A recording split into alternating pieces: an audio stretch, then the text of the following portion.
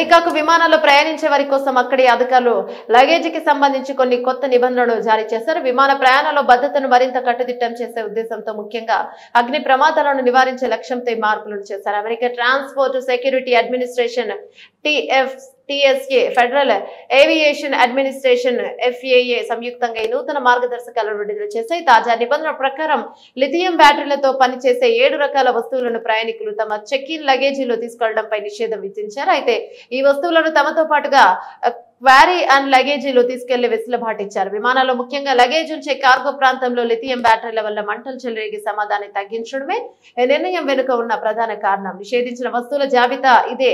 Check-in లగేజీలో అనుమతించిన వస్తువులు ఈ విధంగా ఉన్నాయి.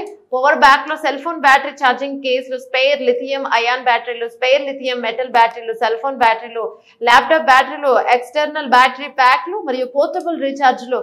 నిషేధం వెనుక కారణాలు లిథియం బ్యాటరీ సులువుగా వెడికే స్వభావం కలిగి ఉంటాయి. దీనివల్ల థర్మల్ రన్వే అనే ప్రమాదకరమైన రసాయన ప్రతిచర్య జరిగి మంటలు వ్యాపించే అవకాశం ఉందని ఫెడరల్ ఏవియేషన్ అడ్మినిస్ట్రేషన్ FAA తన మార్గదర్శకాలు వివరించింది. బ్యాటరీలను అధికంగా ఛార్జ్ చేయడం, ఓవర్ ఛార్జింగ్, సరైన పద్ధతిలో ప్యాక్ చేయకపోవడం లేదా వాటి తయారీలో లోపాలు ఉండటం వల్ల కూడా ప్రమాదాలు జరిగే అవకాశం ఉందని తెలిపింది. దాన్ని గుర్తించి వెంటనే చర్యలు తీసుకోవడం కష్టతరం అవుతుంది. అందుకే ఈ వస్తువులను ప్రయాణికుల పర్యవేక్షణలో ఉండే క్వారీ అండ్ లగేజీలో మాత్రమే అనుమతిస్తున్నారు.